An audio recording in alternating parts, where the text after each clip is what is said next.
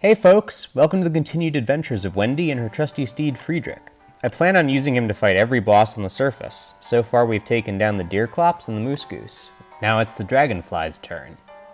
This is a pretty big step up in difficulty from the previous two bosses. Deerclops had 4,000 health and moose goose had 6,000. Dragonfly has over 27,000 health and also has special attacks that can wipe out entire parties of players. Dragonfly was not designed to be fought one-on-one. This is nominally a cooperative multiplayer game, so you're really supposed to beat her with your friends, safety in numbers and all that. But there's a lot of tricks you can use to fight her and win on your own, if your friends are busy exploring the world or building their base, or playing games other than Don't Starve, or having successful careers or spending time with their families, or not existing. I feel you, friendless folks. The point is you've got options, and I'm here to illustrate a few of them with my hairy brown cow.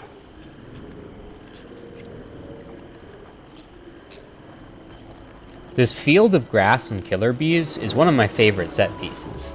None of the characters have a whole lot of difficulty clearing out killer beehives if they do it properly, but Wendy gets it done faster and at lower expense than anyone else. Once the hives are cleared, this patch of grass tufts will be naturally resistant to disease unless it's uprooted and replanted. I'll be able to gather grass pretty efficiently here.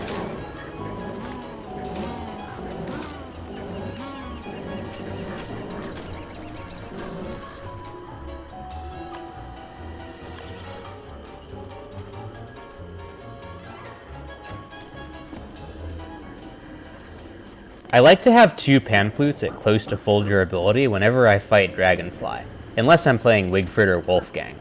It's pretty rare for me to need more than one pan flute, but if I do need more than one and I'm not prepared, I'll lose the fight for sure. Pan flutes cost a mandrake, a rope, and 5 reeds, so I'm paying a visit to the swamp. The swamp isn't a good place for Abigail or Beefalo though. The tentacles hiding under the surface are some of the most dangerous opponents for both of them. You may have noticed how assiduously I've avoided exploring the swamp before now. I'll need to be extra careful while I gather the reeds. I'm inching around to make sure there are no more tentacles nearby before I dismount. I can't rely on the pan flute to break up a fight between Friedrich and a tentacle, or Abigail and a tentacle, because tentacles can't sleep. My best bet will be to try to remount Friedrich and run away. Failing that, my best bet will be to put on some armor and hope that we can triple team the tentacle before it kills any of us. The Don't Starve wiki has some misleading information about tentacles. It says that they have an attack period of 2 seconds and that they deal 34 damage per hit, which is technically true, but unlike most enemies in the game, tentacles swipe twice in quick succession on each of their attack animations, meaning that it's really better to think of their damage as 68 than 34. That's a pretty crazy amount of damage for an enemy that isn't even a boss. It's more damage than the Bee Queen. They also have high individual health, 900 health apiece, so they aren't especially vulnerable to Abigail's area attacks. They're just bad news for Wendy all around. I'm trying to stick to the road because tentacles don't spawn near the road as frequently as they do in other parts of the swamp. I don't want to pick any more fights with them than I have to. But I do want to get at least 13 reeds so that I'll have enough left over for a bird cage when I'm done making the pan flute. Oh, Dad, won't you spare me over another?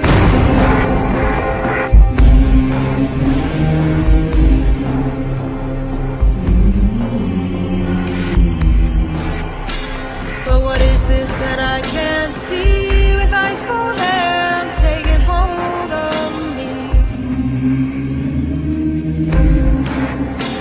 When God is gone and the devil takes hold, who will have mercy on your soul,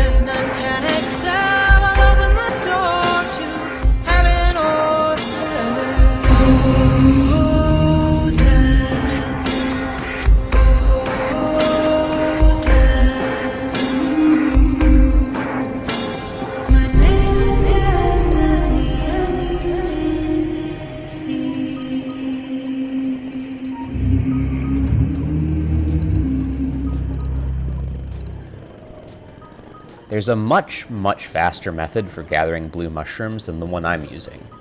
Blue mushrooms can only be picked by hand at night, but by day you can dig them up with a shovel. Digging them up with a shovel also gives you 2 mushrooms instead of just 1. As with shoveling up rabbit burrows, this destroys the mushroom growth entirely, but unlike rabbit burrows, mushroom growths will never respawn.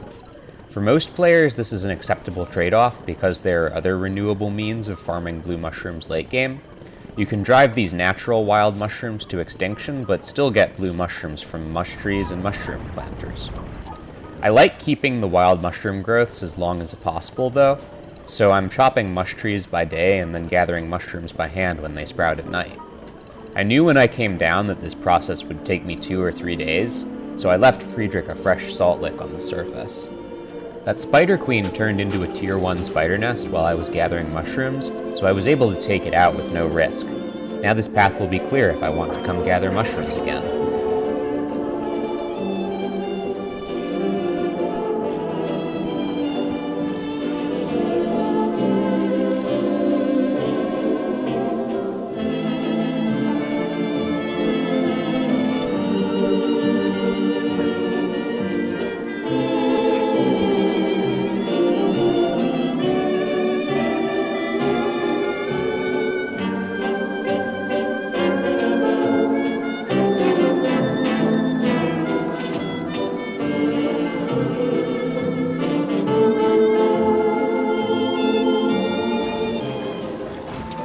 Dragonfly is territorial, but she has her reasons. The conditions she needs for her larvae to reach the pupal stage are very delicate.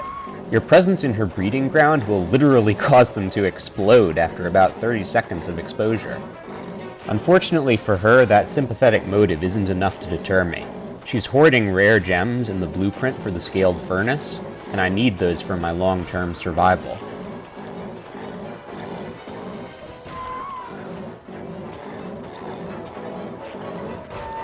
The standard pattern for kiting Dragonfly during this stage is 5 hits, then dodge, then repeat. But you can get 6 hits if you have enough bonus move speed. Like Deerclops, she attacks once every 4 seconds for 75 damage, but you can land more hits while kiting than you can on Deerclops because the range of her attack isn't as big. That's where her weaknesses end, though. Dragonfly is much trickier to kite than most enemies, because she'll punish you for dodging too early in addition to dodging too late.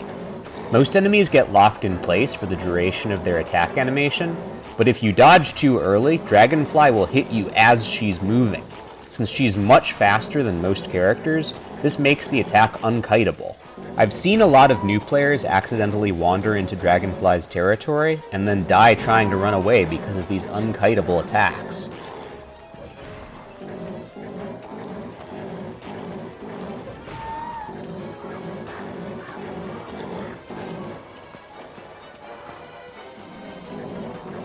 Dragonfly's starting to spawn her babies. Like I said, they can only survive for about 30 seconds in close proximity to players, but getting mobbed by giant maggots that deal 50 damage per hit and set you on fire doesn't exactly sound like a good time, even if it's limited to a 30-second window. That's what the walls are for. I need to stay on my guard though. Sooner or later, Dragonfly will spawn babies from the central pool that I couldn't reach.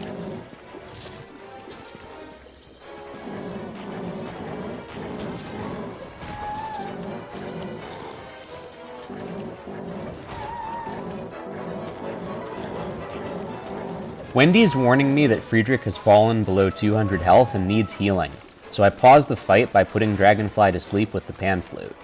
8 or 9 blue mushrooms will bring him close to full health again.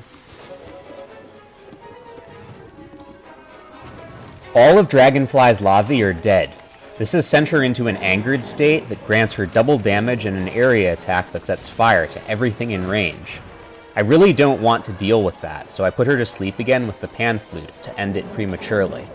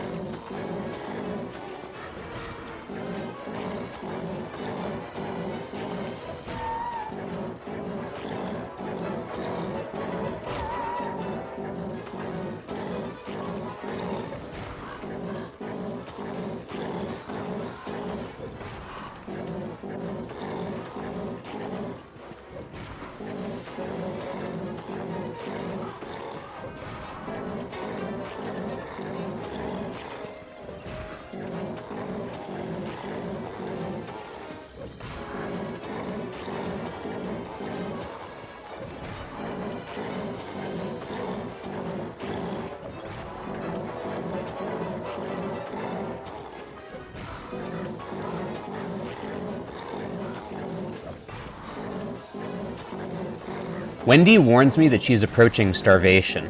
I should have remembered to bring some food for her and not just for Friedrich.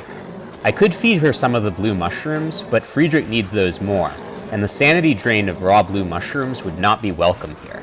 Kiting Dragonfly is hard enough without having to kite nightmares at the same time. I also don't have the option to retreat, resupply, and return, like I did with Deerclops, because Dragonfly resets between fights. She'll have healed herself to full by the time I get back. For now, my plan is to keep going and hope that Dragonfly dies before Wendy's stomach goes completely empty.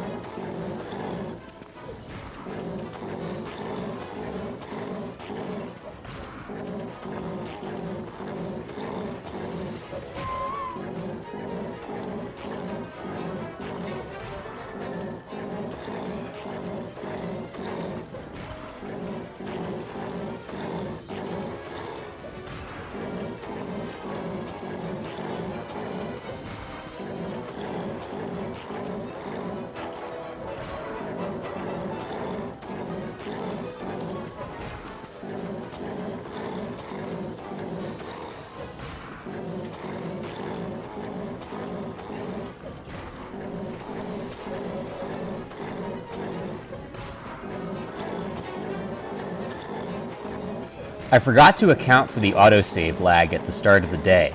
Dragonfly gets a free hit on me as the day breaks for no good reason.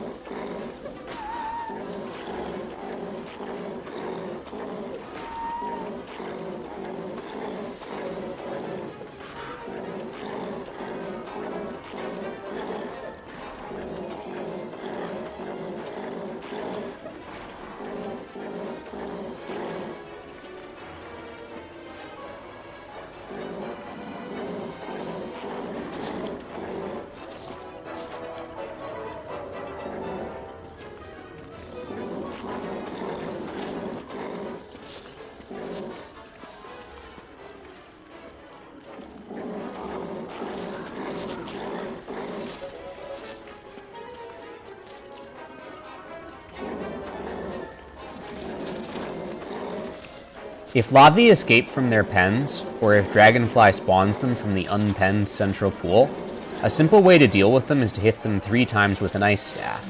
This will keep them frozen until they die in 30 seconds. Wolfgang has enough damage to kill lavae quickly at melee range, but for every other character it's a pretty terrible idea to engage them in close combat.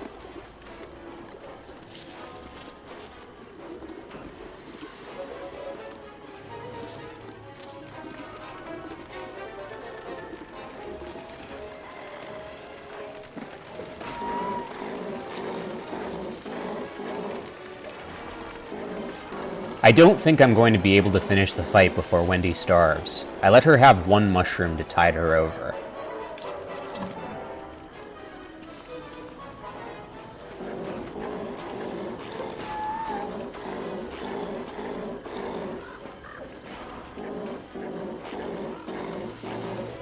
The summer heat and the ambient heat from Dragonfly and her lava pools are finally getting to me. I don't have any way to cool myself down. Maybe this was a bad idea.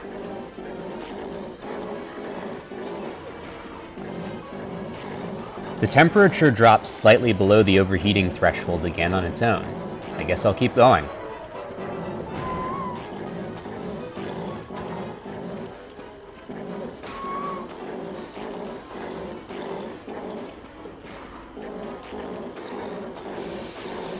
Oof. Make up your mind, Summer.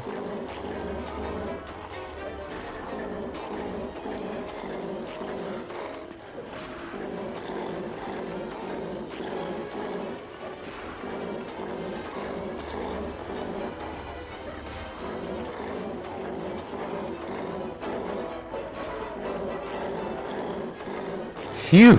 This is normally the part where I do a cheeky victory dance and disconnect, but Wendy's still starving and overheating.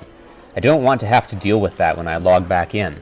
I don't have room to carry all of the loot back to base in one trip, and I don't have much time to prioritize. I read the scaled furnace blueprint immediately. After that, I grab the rarest gems, the dragon scale, and the lavae egg. The meat will probably spoil in the summer heat by the time I get back, but even though it came from the dragonfly, it's just regular meat. I'm not that concerned about it in comparison with the other stuff. I'm putting my thermal stone into the icebox to freeze it. Once it's cold, I'll use it to cool myself, the same way I used it to warm myself in winter. This is one of the simplest ways to stay cool in summer.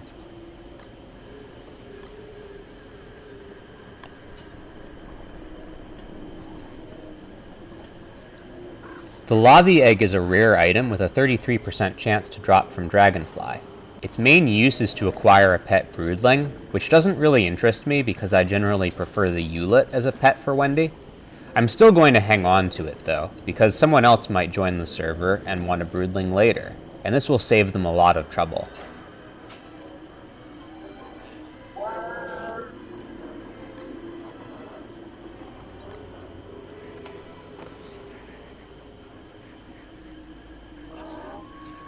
There's that cheeky victory dance. Thanks again for watching, folks. If you liked the video, please like and subscribe. Next time we'll be fighting the antlion. Later!